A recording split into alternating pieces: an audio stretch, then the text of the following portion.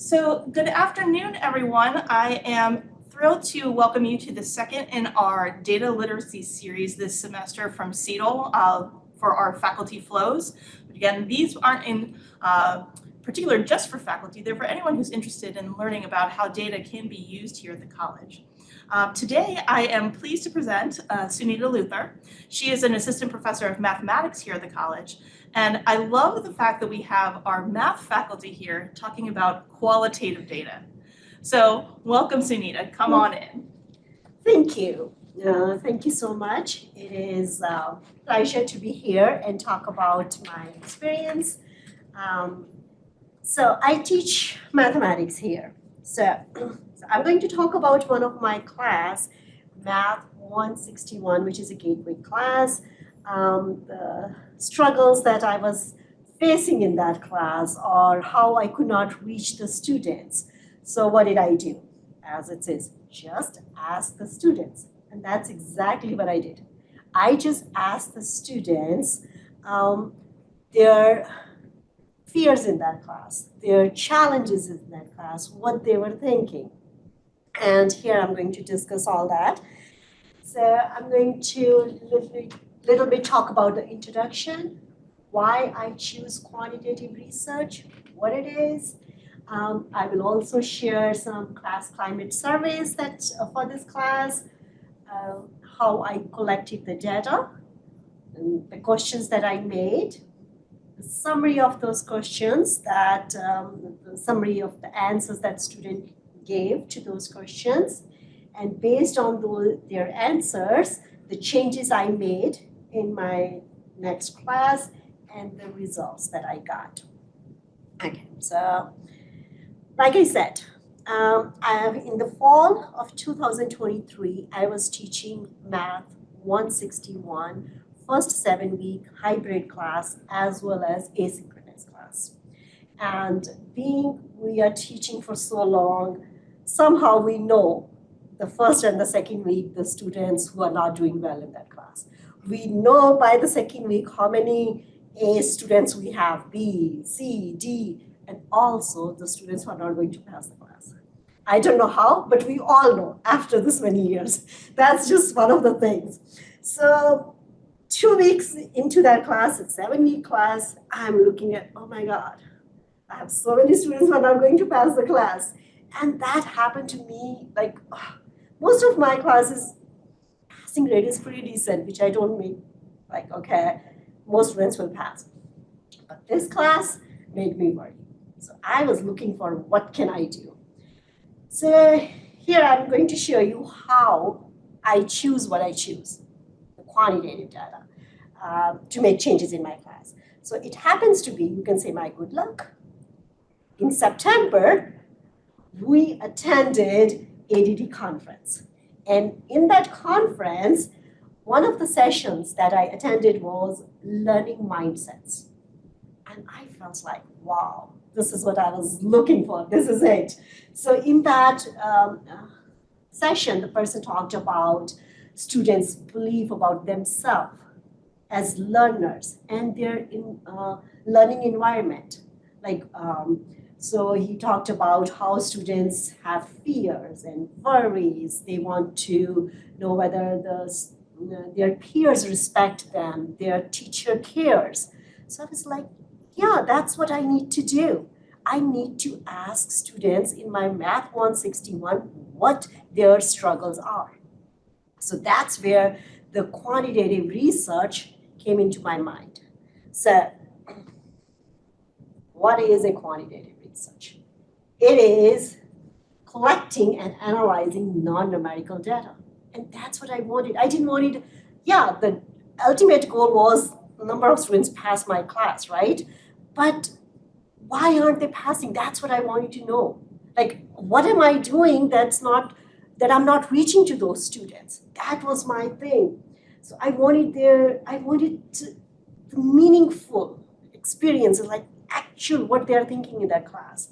So one of the things that I really like about quantitative research is systematic strategies. That's what I wanted. So according to this Burns and group, this is Great. It is formal, objective, rigorous, deductive approach and systematic strategies for generating and refining knowledge to problem solving. So I wanted some systematic way that I can apply not just to that class, but to the class that I teach afterwards and get some better results for my gateway class. Because it's the first, for many students, it's the first class they take as they come to this college. And I wanted to have a meaningful experience for them. I didn't want them to, okay, the first class they took, I'm like, oh God, it's so hard, let's drop this.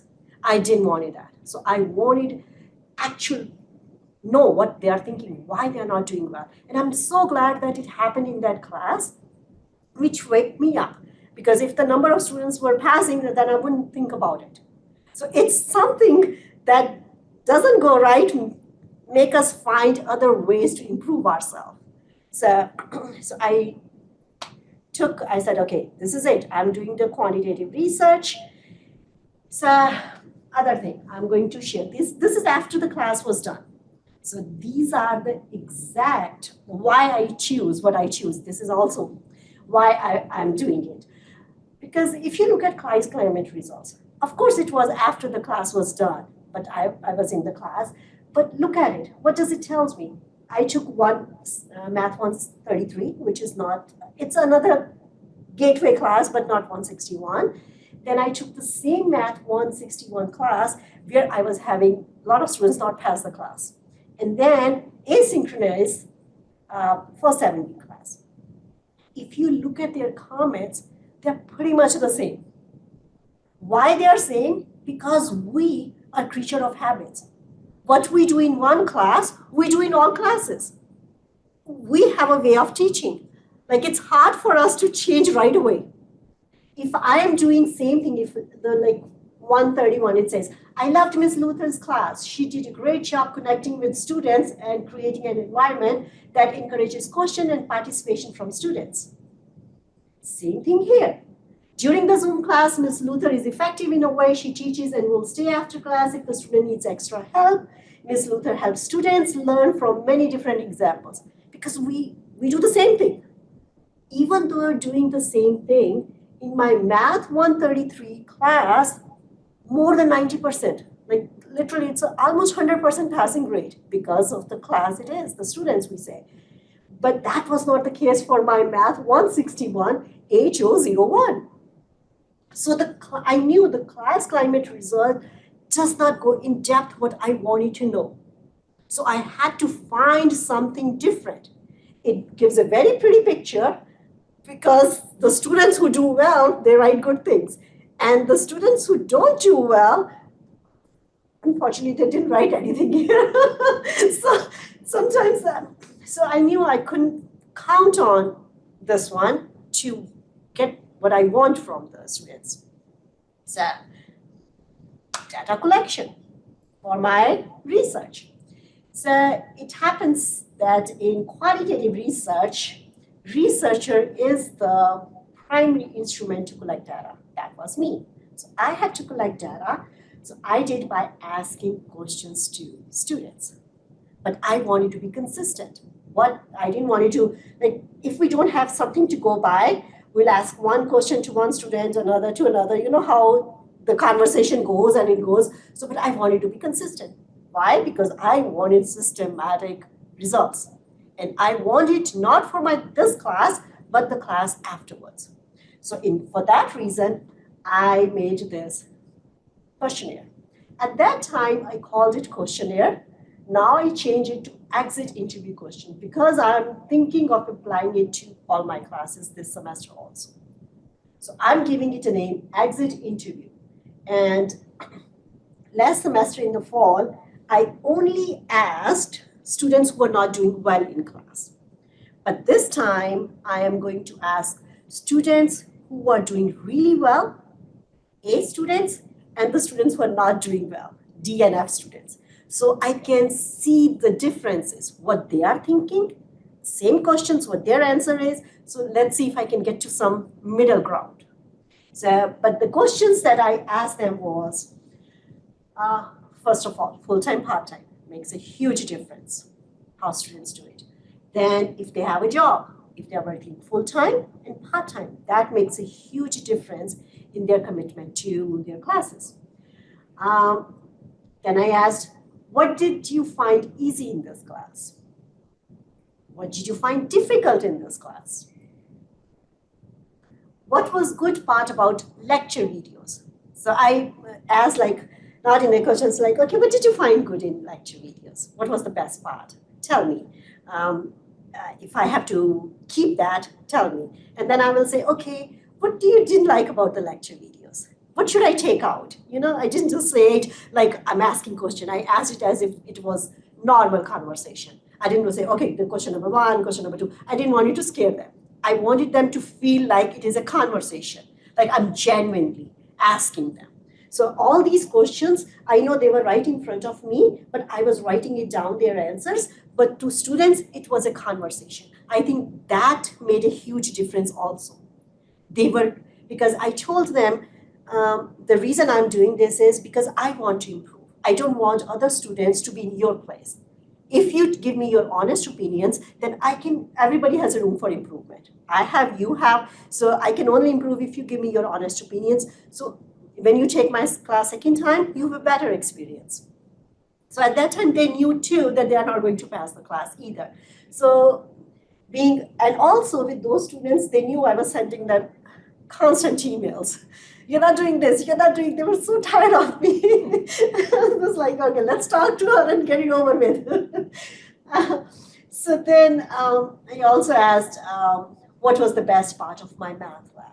So I say, okay, the best part of my math lab, if you have to describe it in one word, what would you say? And then I say, okay, if I say my least favorite part of my math lab was, so I will pause and then say anything. So it helped me the way it was. Then I did ask them, how much time did they spend every day on this class? And I also asked them, how would you describe this class to another student? Like if that other student comes, okay, students talk, like we talk, they talk. And if I ask them, okay, if students come and say, okay, I'm planning to take this Math 161 from Ms. Luthar, what would you say? Should you take it, not take it? It's a horrible class, you will never pass it, it's very difficult, it's an easy A, it's an easy class. What would you say? So different students have different views, which I appreciated. So that was good. So this is what I'm calling it exit interview because I'm going to use it for my classes this semester and see what I get. But these are the questions I asked my students. Now, this is the summary of the answers they gave me. A couple of were part-time students. One of them was an older student. He said he had never been in school for 20 years. So he was coming back after 20 years. The good part about videos was you can watch them several times. And they said the bad part about videos was they were too long. And I realized this, I'm like, wow, yes. They said some videos are 1 hour, 30 minutes long. We can't sit that long. And then if we stop after 30 minutes, I would say, okay, you can watch 30 minutes. Is this okay? If we stop for 30 minutes, then we don't know where we were, and then we can't understand the content because it's just, I felt like they were being honest about it. I would also, like, if I have to sit down for 1.5 hours, I'll be like, okay, again, I watch 1.5 hours. I don't know where that thing is, you know? So I realized it at that moment, yeah. Some had technology issues. For example, the person who was coming after 20 years sometimes couldn't log on to Zoom class because it was a high flag class. We had Zoom. He couldn't find where things were, how to get to the assignments and things like that, which we had quite Zoom meetings again, but it wasn't easy for that person. So there were some technology issues. Some students that they like the flexibility. For my asynchronous students, they said they like the flexibility of the class. They can do the work anytime they want. They can, some like, okay, we come back from work and maybe at night we do the work. It's a great thing. So it was good for them. The flexibility part was good. But that, they also said, came with the difficulty. It's hard, it's difficult to stick to a schedule then. They couldn't stick to any schedule. Like, they'll do it tomorrow, they'll do it in the morning, and before they know, because it's a 7-week class, time goes by pretty fast, and they are so far behind that they cannot catch up. So some students were like that, they couldn't catch up because not that they find anything difficult, it was difficult for them to manage the time. So time management became an issue for some of the students. And they also said, well, sometimes we forget when the test and quizzes were. We didn't know. We thought it was Sunday or Saturday or Monday or day, because 7 weeks sometimes, usually in my asynchronous classes, I keep Sunday evening by midnight, everything is due. But 7-week classes, because it's so much material, some quizzes, they are not necessarily due on Sundays, they are within the middle of the week and all that. So those things. And then a couple of the students, they talked about my math lab. They have too many questions. They're like, there are so many practice problems. We don't know whether we were supposed to do all of them, and didn't know about the homework, where it was. If it is all was homework, it was overwhelming with the number of things we had to do there, things like that. So I felt like I had to explain a little bit more about my math lab and from their answers. So it was good. I did that. Okay. So from here, the changes I made from those answers. So this was my first 7 weeks, right? I'm talking about the same semester. Like I said, it happens to be I was lucky enough to have first 7 weeks of hybrid and asynchronous Math 161 and the second 7 weeks. So I could, whatever difficulties I saw in first 7 week, I could make those changes in the second 7 week. It was instant. So that worked. So what did I do? I adjusted. First thing I adjusted my lectures. So I made 30-minute lectures with 2 or 3 examples, and then I'll stop it. I'll say, okay, I'm going to stop the Zoom recording, and then I will record it. Then I will ask students, okay, do you have any questions? We'll go over an example. I'll give them the examples. I find it very effective. So then that 30 minutes Zoom recording is done. So once we did 1 or 2 examples with students, I'll start another recording. Work on second concept, even though, because the class was 3-hour class. Hybrid classes are 3-hour class. So if I keep the same recordings, that recordings were long. I realized it afterwards, like when somebody like, okay, sit down heart to heart, that was long. So now in one class, there were not 1 recordings. And then I labeled them. Okay, this is section this is this chapter, this is this concept we are talking about, which made it much more clear for students. Okay, if they want to know one concept, they can just go to that video, watch it for 30 minutes, and if they want another one. So it was a little bit more reorganizing, but it worked. So I did that, made change. The other change, I didn't make any other changes. I didn't change how I was delivering my information. Just that change in the videos I made in that. The other change that I made for my asynchronous classes was, usually I send announcements every Monday morning. Like I type and send the announcements. Then I started sending announcements whenever any quiz or test were due. A day before, like, okay, I'll go there and say, okay, the test is due today, or the quiz is due today by midnight, or it's due tomorrow. So they were not just 1 announcements, there were 2 or 3 announcements per week. So make sure you're doing your homework. If you need help, do not hesitate to reach out, things like that. I think that was the difference I made. And I also made 1 video announcement for my asynchronous class. I have to be honest. It was supposed to be 5 to 10 minutes announcement. It took me 3 hours to make that announcement. It wasn't very effective for me. I'm telling you, I recorded, didn't like it, stop it, delete it, make it again. I'm like, after 3 hours, I was exhausted. I'm like, this is not working out. I did it only once. I haven't done it this semester either. But my goal is, I'm going to make one, my math lab, because I feel like if it is explained in a video, that will help. But this semester is rolling pretty fast, so I still haven't got to that point. But it is in my back of my mind that I have to make that announcement in a way that I will incorporate in all my classes, so that way they know fully what they need to do for my math lab. I did it once, but it took me a long time. So I haven't done it again. These are the only couple of changes that I made. And look at the results we got.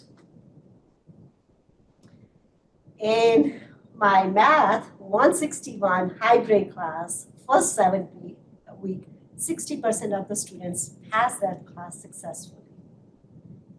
Everything same, second 7 weeks, with the exception, those couple of changes that I made.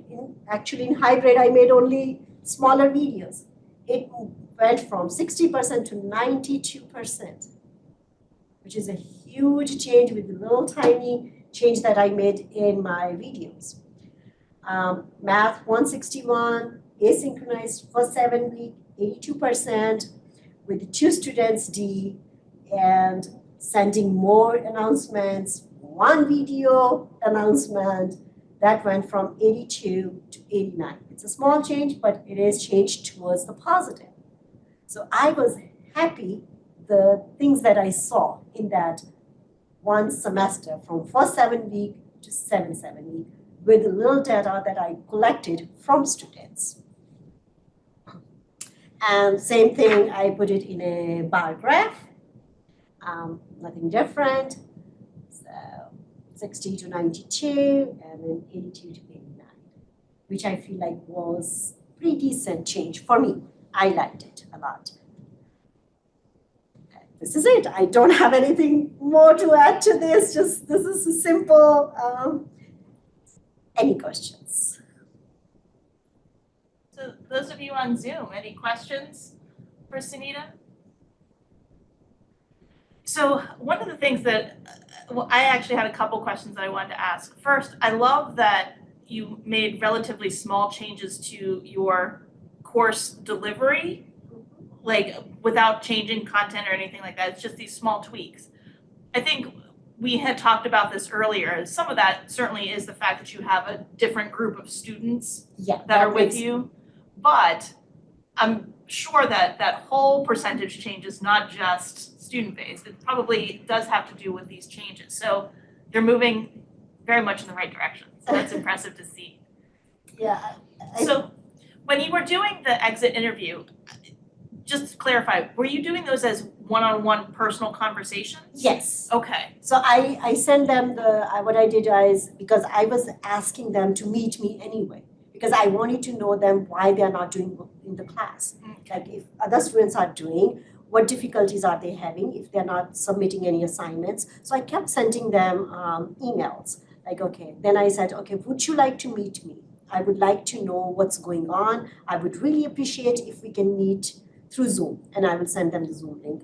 And that's where when I asked them the questions. I said, and in the when I sent them, I said, I just want to know, I will ask what's happening, is anything that I can help or help future students not to face the same things. I would appreciate if you can spend 30 minutes talking to me about the class, how you felt about it, and all that. So they did. Students did, said, okay, they will talk to me, and yes, it was Zoom meetings, not face-to-face, it was also meetings. I think it's a lovely example of just asking some questions of the students to get a sense of their experience. Yeah, exactly. I feel like if we are honest with them, like we honestly wanted to know their answers, they will be open up to you. They won't hide anything. And I do appreciate that they were honest with me, and like they didn't, whatever one of the students, she was like, it's nothing to do with this class.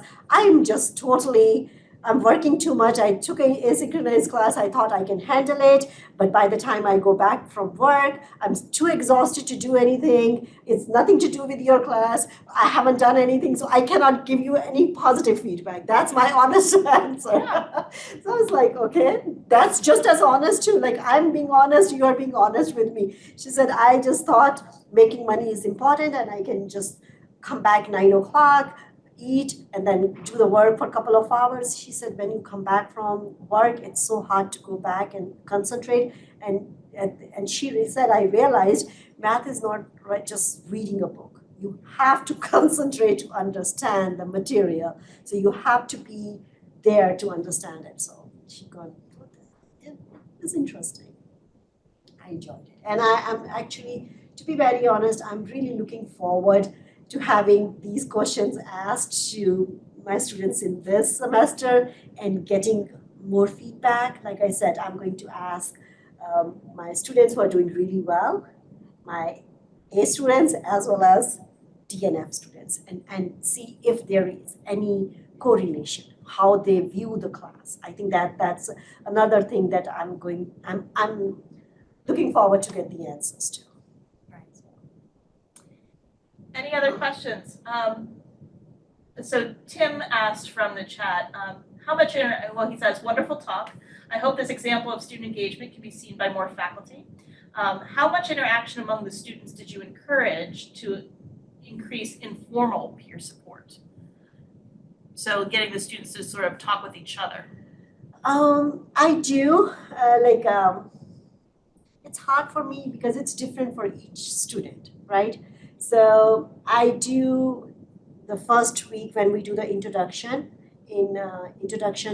so then I encourage them to have conversations with their peers because it's open doors to them. So it's a first assignment that they do in discussion, introduction, introduce themselves. So to be honest, I don't have any groups that I don't want to lie that I have created groups for them to meet and discuss and all that. So maybe down the road I will think about it, but I don't know how much they should, like in my high flex class that I'm teaching, I feel like students interact with each other more because they are coming to class.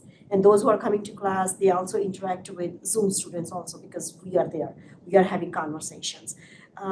Just Zoom classes, not as much as high flex interaction, but I think it is important for them to interact. But how much time, it varies. I guess it depends on students. Yeah, I think a challenge is when, especially like an OA section, it becomes very hard for them to do even group work because they still have to, like, if they're working on anything that requires them to have input from their peers. Mostly they're signing up for OA for a reason. Yes, exactly. They just want to. And the talk that I had few students was, it's just, many of them, they were full-time, even though they don't have like a full-time job, but their working hours are like 35 to 40. Like they're 35 hours we work, 30 hours we work. If you're working 30 hours and even if you're taking 3 classes, that's a heavy load that you're lifting. Mm-hmm. And if you're taking Math 161, if you're not taking it before any other class, then it is hard. Mm-hmm. So I can understand. So I feel like, I don't know, I don't have the exact answer. I don't want to go by around it saying we should reach out. It's hard for students to, with asynchronous classes, to get to talk to their peers as they're busy. So, Tim says thanks. So one other comment that I would make is what you were saying about making the video announcements and how oh my God, it was so difficult. It can be sort of painful. I will say that I totally find your experience relatable. I have decided with myself, it was kind of when we were in the midst of the pandemic and I was making more videos, I just said, you know what, I'm just going with it. Because when I'm talking in front of class, I fumble over my words or, you know, I say something that just doesn't make sense quite and you have to adjust. Just go with it. Because otherwise you get stuck in that loop of, oh, that was awful, edit, delete. I know, it's just... it's painful. But I hear you. I mean, once you're teaching, right? Mm-hmm. But when you're making an announcement, okay, this is where it is, then I will forget, oh, my MATLAB practices. I forgot about the practice problems. Let me delete this. Oh, I forgot about the practice quiz. Let me delete this. I was like, after 3 hours, I was like, okay, whatever it is. It is what it is, yes. That's how it turned out to be. So, I mean, if you guys have any input how to make that better, yes. I'm all open for any suggestions. Because I just use the studio and Canvas for the most part. I don't, edit it deeply. I know that there's lots of software where you can get out there and edit, but I don't have the time for that, right? So I'm curious, anybody on Zoom, any suggestions on Making- or what's your process like when you make videos for class? Our video announcements. I was going to ask the same thing, like besides Studio, is there any other access that we have, like paid subscriptions or anything like that at Reynolds that we could use to make our videos a little more engaging or easier to edit or whatnot? Being Yeah, that I'm a fairly new faculty here. I'm not aware of any specific video software that we've got besides what's in Studio. I know that you can certainly like create a video in Zoom. And so that's another way. But for me personally, my opinion is that like I don't need to get involved in deep editing technology. I just need to do something to very quickly communicate with students, right? That's the key. And Right. I feel that what I can do through Studio or through Zoom recordings does what it needs to do.